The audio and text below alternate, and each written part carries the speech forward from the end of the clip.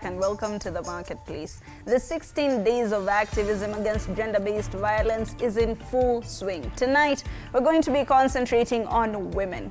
Specifically, we're going to be concentrating on women in business. Did you know that around 45 to 50% of total entrepreneurs in this country are women? However, businesses led and owned by women is about 10%. That already shows a huge disparity. With me in studio tonight, I have Alice Wangari, who is a lawyer and a women's rights activist. And I have with me Faith Muraya, who is the brand manager at PZ Cousins. So I'll start with you, Alice. Maybe if you could just tell us. Of course, GBV, 16 Days of Activism, isn't necessarily about women, but women are the most affected. How so? Yeah, sure.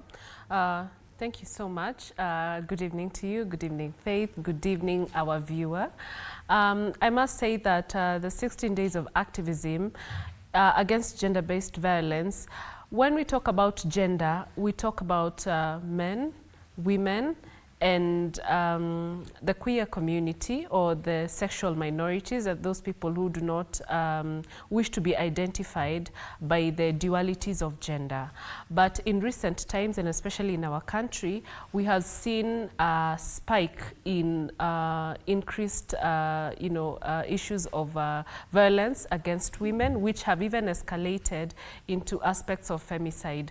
Also coinciding with that is the fact that right now we are in the December holidays and schools are closed, and therefore we are also looking at the issue of FGM, especially in the rural areas. And right now the greatest threat to our girls in the rural areas is cross-border facilitated FGM, whereby because our country has stringent laws against FGM and the anti-FGM law of 2015, and also our commitment to eradicate FGM by the year 2026.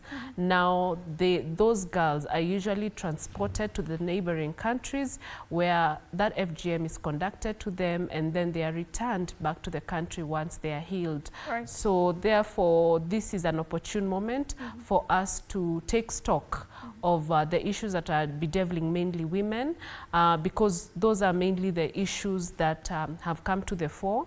Also, we have the societal stigmas, especially against men, that hinder them from reporting issues of violence, especially in the homesteads and even at the workplace and in social settings. Right, Alice, thank you so much for that. Faith, of course, there are all these issues, but then women in the corporate, sector, women who are working are already being affected in a special way. How so is the corporate setting kind of, hard for women?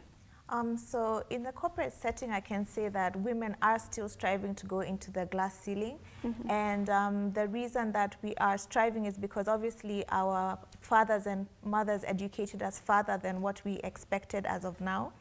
And I think for us, it's we're more economically open, we're financially stable, and we have the freedom to go and do what we want to do. However, JBV is not limited to social economic status, so it can cut across. So in terms of being in this setting, it doesn't restrict us from having a few women or many women who are affected by it. So I think we should also take into importance that we shouldn't remove ourselves from that category, and ensure that in every category that we have in terms of our offset, in terms of our colleagues, we are very prevalent to their behaviors, we're looking out for each other, and we also understand that these issues are there.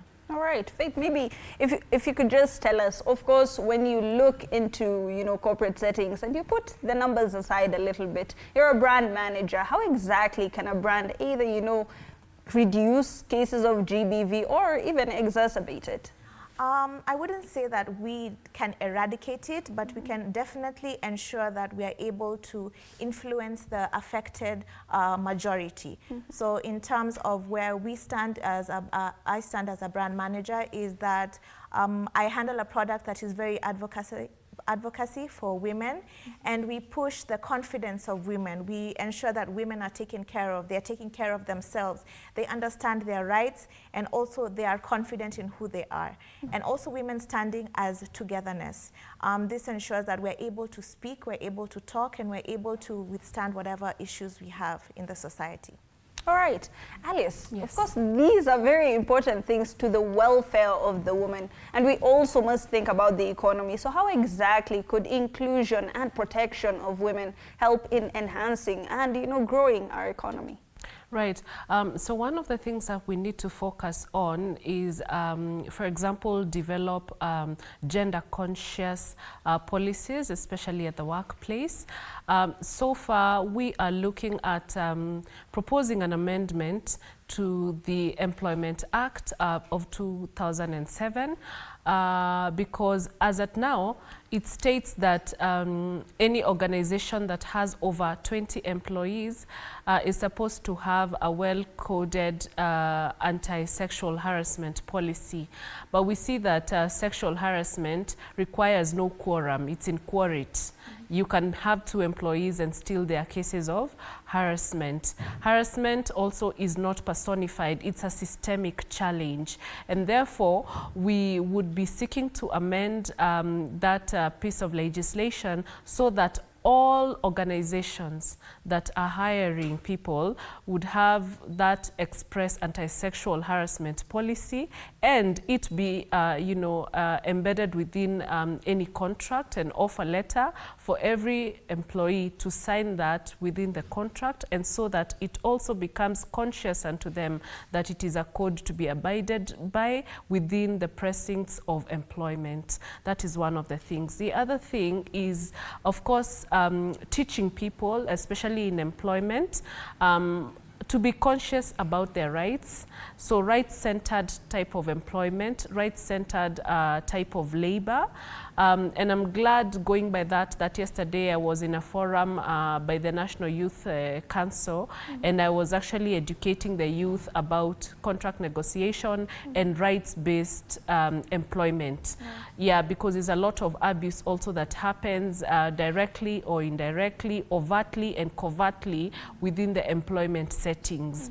Yeah, and those are some of the things that, cause a lot of mental disturbance, and that translates into social disturbance as well as economic disturbance. So we need to understand that the labor force is what translates to our economic prosperity. So if we do not take care of ourselves socially, psychologically, emotionally, therefore our labor output is going to be impacted greatly, and that is also going to have a spillover effect to our economic stability and also our economic output. And as well, it is going to inform the work ethics that we are going to build as a country and even as a corporate. All right. Yeah. There are a few things that you've raised that are very interesting. Maybe, Faith, if you could just tell us, they usually say what we want versus what we get is 2 different things. Mambo kwa ground different. So how is it that, we can translate some of these pro-gender policies in our workplaces? How receptive is the world of corporates, towards changes that could be more inclusive for women? I think in terms of inclusivity, we have been very inclusive.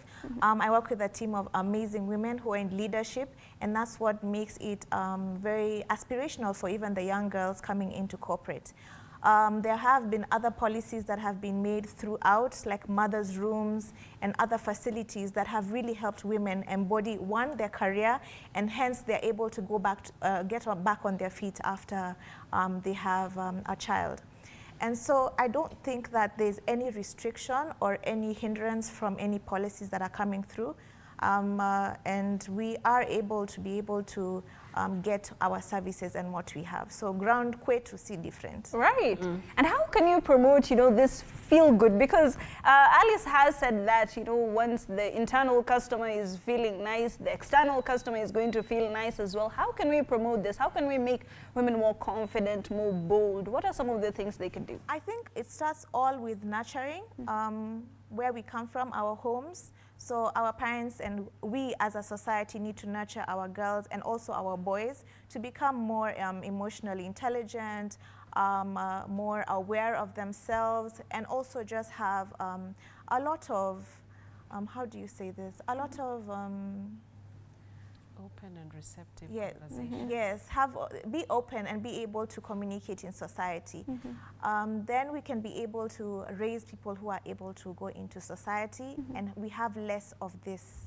Right. But there are social and cultural barriers as well, because things are different in different countries. And you have talked about how the government usually comes in to, you know, promoting more gender equality in different places. How exactly, you know, can we reflect this even better in our society? Right, and I would like to refer to a story that you have just ran by regarding people proposing for a bill on family values. I'd like to say that that is a very laudable kind of commitment, but unfortunately, it may not see the light of day. One, because I feel like the families that we are, you know, living within are not conscious of the kind of generational trauma that they are carrying. Yeah, so we have to start from a level of consciousness. The problem with the very many legislations that we make in this country is because we do not teach people about the need for this legislation. So how I wish that we would first begin with teaching people, making them conscious about what trauma is and the various types of trauma, generational traumas that we have all undergone. Then from there would be need for policy transformation and as well as legislative and institutional transformation. It starts that way. It's a bottom-up type of arrangement. And that way, I believe it would be more effective. It would also help with self-regulation of the society. Some of these things, I believe, are occasioned by the need for self-regulation, not mainly for policy or legislative or for, you know, punitive action to be taken against perpetrators, because once we all understand the effect of trauma, the effect of torture, you know, we would be each other's keeper. We would prevent that other person from undergoing trauma, from undergoing torture, and make, you know, the society a habitable place for them. That said, in the workplace, I want to imagine that men and women do not have equal chances, especially at promotion. In October, we celebrated the International Day for Equal Pay. And I wrote a very long article on my Instagram account, you know, alluding to the fact that women still are paid less than men by 20%. And that's a report by UN Women that was released last year. And also going by that, women who go to maternity leave, they are not given equal chances when it comes to appraisal and promotion against men. Why? Because during that tenure that they have undergone the maternity leave, this man is still working, he's still attending the trainings, he's still sharpening his skills. So when it comes to, you know, appraisals and going through the tests, then the man stands a higher chance over the woman. Then we have a society in this country that does not appreciate the non-financial contribution of a woman, especially in the homestead. In other jurisdictions, you find that that is remunerable for a woman. But in this country, no, it is not. So those are some of the inequalities that we need to address. I also look at it from the beauty industry. And so, you know, in the 19th century, in America, there was a lot of discrimination, especially with the products that were produced in the beauty industry. So most of them were actually tailor-made for like a specific race for women, and that brought about something called the womanist movement. So womanist movement was more of like external issues that women identify with rather than the internal issues that bring out the unity of women across the board. And so I look forward to a situation where women are going to be united by the internal identities rather than external identities like socialism, social identities, economic class, as well as political class and ageism. Right. Yes. Faith, I'd love to get your opinion on what, Alice has just said, especially when it comes to remunerating women for the domestic work that they usually do in the house, which, by the way, goes very, very much unappreciated most of the time, because they say, ulikuwa nyumbani the entire day. It's not like you did anything. So do you think we can have a situation where women, can get remuneration for that? And then how exactly do you find promotion in your workplace? In many workplaces, are women usually disadvantaged in that particular sector? From my experience, I can only talk from my experience, is that when you are a woman, you're expected to do all. So you're a superwoman. You are, it's an expectation that has no value in regards to payment, and it's not something that I think right now in our society we're ready to call on. I think with the age of social media, we're able to see that people are being paid for being at home. We are going to the prospects of trophy wives. But in terms of a society, Africa, and in the world totality, we are not yet there. To second it, I think in regards to promotion, it really depends on which company you work for and their policies in regards to promotion. It does entail that you have to work harder in regards to proving yourself, being able to balance all these balls that you are rolling with and make sure that none drops. However, when you work in a company where women are leaders, then the expectations are not as high because you are able to relate. And I think the more we are in leadership positions, the more we'll be able to relate. The more you'll be able to run home to a sick child. The more you'll be able to go on early maternity leave. The more you'll be able to work from home if something is wrong. So I think that we are evolving as women, and in Kenya, and especially in our corporate space, we do have the room to be able to balance all our balls, and it's exceptionally beautiful at the moment. Right. And maybe you have said that different companies have different policies, but how exactly can companies come in? Because when women complain about, needing more time off or needing an extension to their, maternity leave, it comes with some consequences most of the time. You're threatened, or you could find a situation where they'd say, you're a liability to this company, so we don't need you anymore. How exactly can we shift that as women? I think legally our contracts do bind us to some terms and conditions. However, if you do work at, in an area where they're able to review their policies often, then you are safe, because then they're able to understand that the dynamics are changing. The women are changing. We have women who go through postpartum depression. We have women who need to visit their children in the NICU for a while. So I think we are evolving in regards to being able to create that space and actually ask for it. So I always tell women, ask. It does not matter what it is, just ask, because if you do not ask, you'll just keep complaining with no solution. So being able to just revolve ourselves into having that confidence, having that boss of it. I'd also like to talk about what she mentioned about beauty. So we have a beauty product, and we are very happy about it because it is beyond, we're not creating a level of colorism. We're not encouraging people to look different. We are embodying women. So in terms of PZ Carsons and Venus, we are looking into having our consumers understand that who you are is what is beautiful. And so we are having a slogan that says, be you, be beautiful, which means that if I am brown, if you are darker chocolate, if you are light, if you are mid chocolate, we are accepting you. And our products work again for you, regardless of where you come from and who you are. Right, be beautiful. Now, Alice, maybe if you could just tell us, of course, discrimination comes in very many facets. Different things make, different people react differently. There's a new facet that's come up in discrimination. What she just mentioned, sometimes colorism may make someone, favored more than you. How exactly is the Kenyan context when it comes to colorism, and how exactly is that promoting maybe even, gender bias?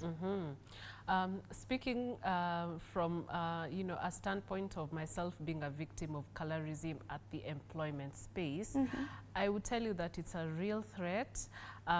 because, you know, some people feel like just because of your color, you did not merit, you know, through the proper channels. Right. It was your color that earned you this position. And so, you know, it gets you a lot of rejection, especially at the workplace. And that has led, you know, people even to reorganize just the modalities of applying for jobs. You find that people now are, you know, using CVs that do not have photographs because of that. When it comes to like Zoom meetings, online meetings, you find that, you know, somebody will not want to switch on their video because of, you know, such issues as that. So I think over and above, there is need for sensitization at the workplace. We also need to relook and rethink and reimagine our HR policies, you know, to make people conscious of the fact that these are issues that really disturb, especially the victims, and just to be fair to people and to practice what is called compassionate employment, compassionate corporate governance, because that really is the backbone of, you know, good work ethics. And not only at the workplace, I would say even in political leadership, the question of colorism is very much alive. I have ventured into the political space, and so I know what it feels like to be discriminated on basis of your skin complexion. And of course, there's a lot of rumors that fly along, you know, and people want to link you to sometimes even to substandard items that, you know, they would want to say that you use substandard items on your face to try and alter your complexion, you know, and there's a lot of misinformation and a lot of propaganda and hearsay that goes along with that, and that really destabilizes any person's self-esteem. So I would just like to say that regarding colorism, it's an age-long thing. It's a colonial rhetoric that we need to grow beyond. And I would say that one of the steps towards dealing with such issue is to practice compassionate inclusion in any sector, be it in public spaces, in politics, be it in corporate governance, be it in private sectors, anywhere, even in the social settings. All right. Faith, you work in the beauty industry, and these maybe are things that you probably deal with all the time. You said be you, be beautiful. How exactly can women be more confident? Because confidence does get you more opportunities, especially in the workplace. How can they, you know, have more confidence, more step, more rhythm when they're taking opportunities? I think when you enter any room, you should actually believe in yourself. Amen. So anything you do, you believe in yourself and you'll be able to surpass it. The next thing is understanding that you have to learn as you go. You'll never know everything. So as you bring out your confidence, don't be held down by people knowing more than you. Learn, grow. And that is what will get you to the leadership, to the top of the tier, because you'll be ever evolving. Don't be afraid to not evolve. Don't be just a mother. Don't be just a brother, sister. Don't be just who you think you are in terms of your status. You should be a holistic person. So always believe that you are able to move through this. In terms of what we are in the beauty section, we really are trying to explain to women that not only is it in terms of taking care of yourself from a skincare product area, it's also taking care of yourself mentally, physically, and also spiritually, so that you're able to balance your life. But far most is that we have been taught to take care of ourselves in terms of skincare, but we're not able to really dig in depth into it. We have not been able to explore it as African women. We are just top level, you know, paka mafuta uende. Yeah. Okay. So we have come to the point where we are incorporating ingredients that are really good for our skin. We're incorporating science. We are making women come up with the products. So you'll find innovation from our products are made by women and concentrated by women, formulated by women, and thought through by women. Right. So it is something that we are creating that is actually serving a need for the women of Africa. Right. So we're really proud of that. Right, and I'm glad you brought that up because I'd love to hear from you two ladies. There is cyberbullying, yes. And quite recently on Twitter there was a conversation where someone disclosed the amount that she uses on her skincare, and it was met with a lot of backlash. Yeah. And people were like, "How dare you use that amount of money on skincare?" And you've said that, you know, it's probably surface level at this particular juncture, and maybe it's an African thing. But how exactly can we change this narrative? Because it's self-care at the end of the day. Maybe Alice, you could tell us this. Okay, I think in this country we have a culture of wanting to be quite meddlesome into people's affairs, Right. and I think by all standards that's quite unfair. It's a culture that is ingrained in us to always want to bully people and to bring them down without, you know, having proper basis, and sometimes, you know, just wanting to want to control other people's lives and how they live their lives. It's unfair, and of course I would really want to distance myself from anyone who is propagating such. I think it's always good to let people be. What they can afford is really up to them. And so again, that brings to the fore the question of classism, yeah? Because there are people who can afford that top tier amount of makeup. Yes. Then there are other people who cannot afford that. So how do we bring these two people together and to make sure that there is no conflict between them? I think really the answer is anyone should be comfortable where they are. Right. If I can afford mafuta ya 200, then let me be happy with that mafuta ya 200. And then I aspire that maybe one day I'll also be able to buy mafuta ya 20,000. Right. You see? Then the other thing I would also want to say is that skin color or maybe your affordability for certain beauty products should not be a basis for you to invite any kind of sexualized attacks online and offline. You see, like for us women who are of light complexion, there is always this kind of stereotype, especially by people with low consciousness. And so every time you pass, they find that it's an avenue for them to catcall you. Right. We're brownie, you know, and that's really disheartening. I mean, it's crazy. Sometimes, like for me, when I was in politics, I mean, I attracted a lot of, you know, very informal and discourteous type of names just out of my skin complexion. So I would really want to say that people need to be very accommodative of everyone in the society, and you really have no control and you have no idea and no amount of power to change who a person is. Accept them as they are. Accept them as they are. Yes. Maybe if you could just tell us, of course cyberbullying is the newest form of gender-based violence. It's used against women most of the time. It's also used against men, but women usually have, you know, the shorter end of the stick. How exactly can women be more, you know, more confident, much stronger on the social spaces? How can they overcome some of this bullying? I think she's answered a part of it, which is just actually embodying yourself. The next is actually being someone else's keeper. So we need to stop the bullies at their tracks. I think facilitating them and encouraging them is one of the things that we don't do as a society. We don't tell people, hey, you're a bully, I think you should stop this behavior. So that would be one of the things that I would envision that we'd do. Obviously, there are policies in terms of Instagram and the like that you're able to report and have that person revoked of their rights. But in essence, it is about believing in yourself and embodying who you are. If you can afford the 200, you afford the 200.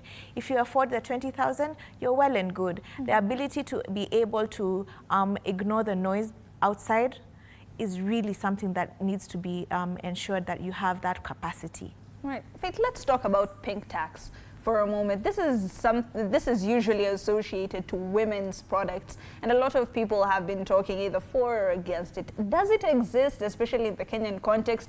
Do women, you know, get the shorter end of the stick in the world of buying products?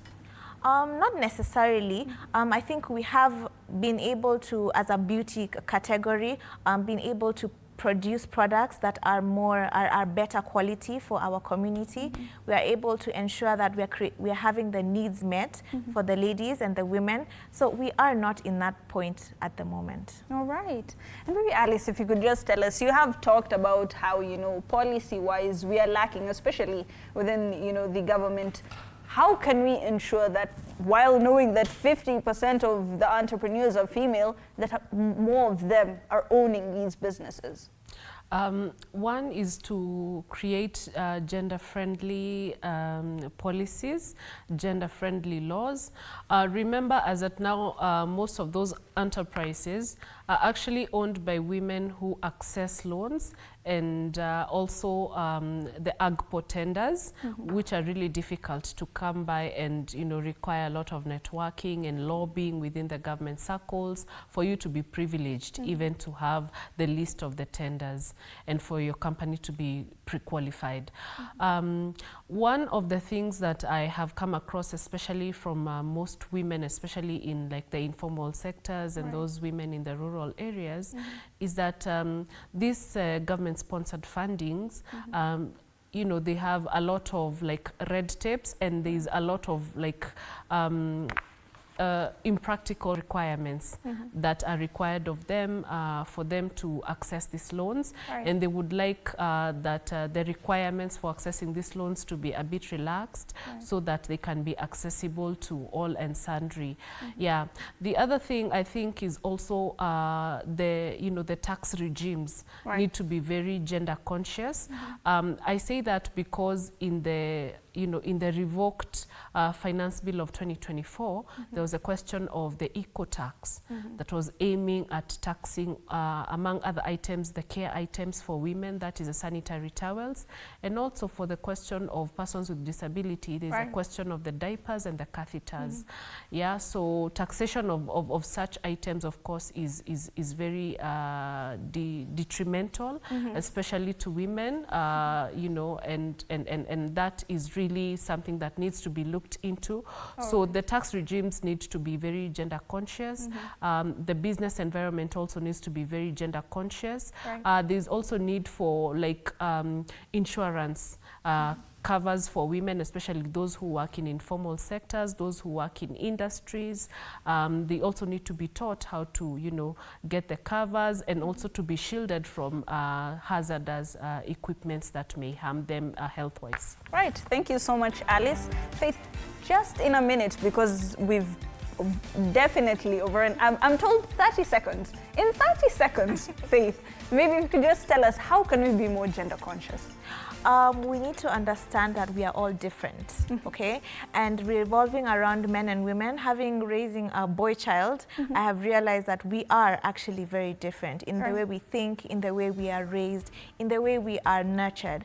So how we can be gender conscious is to understand that we are different, and to ensure that we embody and embrace the differences within us. All right. One sentence, Alice, in conclusion? Right. So I'd really just like to say that I think this country just needs to, take seriously the issues of women. There's a lot of abuse, there's a lot of violence is going out here. It is silent, but it's being perpetrated, and it's escalating by the day. So we really need to be conscious about issues regarding abuse, violence in the society, because I look at it in the next like 20 years, if we do not address these issues, then that's a ticking time bomb to our society, to our cohesion. Right. Thank you so much. Thank you so much, Alice. Thank you so much, Faith, for joining us tonight. That is what the Women in Trade had to say. These are some of the changes that they're advocating for, and we could have a better working environment, especially for women, considering that this is the 16 days of activism. Now is when we're supposed to take action. This has been The Marketplace. Thank you so much for joining me. My name is Debak Said. Have yourselves a very lovely night.